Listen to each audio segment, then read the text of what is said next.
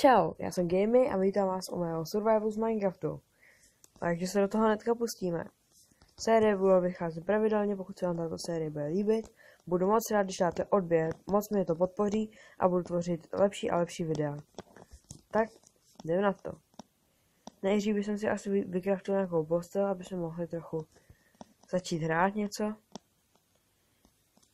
Ale základ je crafting table. Takže natěžíme nějaký to dřevo. A aby to nebyla taková nuda, tak se vám ozvu, až budu něco mít. Takže zatím čau. Jsem zpátky a našel jsem tady ovci, mám trochu dřeva a crafting table. A jelikož potřebujeme postel, musíme si tady pozabíjet ovečku. Ovečko? Ovečko? Tady seš. Počkej, ovečko.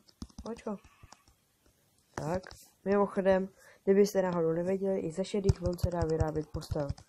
Nevím, jestli přímo z černých, ale vážně. Ale ze šedých určitě.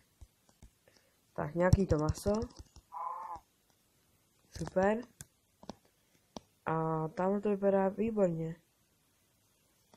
Tak, tam bychom se mohli zabydlet. Tak. Samozřejmě já tam dám crafting table. No, tamhle už vidím uhlí, tak to bude výborné. Půjdeme tudy. Asi, a já bych to udělal někde tady. Takže tady bude stát barák. Tada! A domeček je na světě. Chvilku mi to dalo, ale myslím si, že pod skálou, z hlíny. No, myslím, že to je dobrý. Jinak mám tady už druhou, nějaký věci jsem ještě nazbíral. A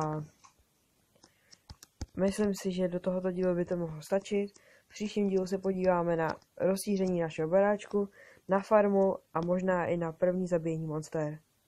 Takže se těšte, dejte like, odběr a já se na vás budu těšit u dalšího videa. Takže čau! Vím, že ten díl byl krátký, ale v příštím díle vám to rozhodně vynahradím.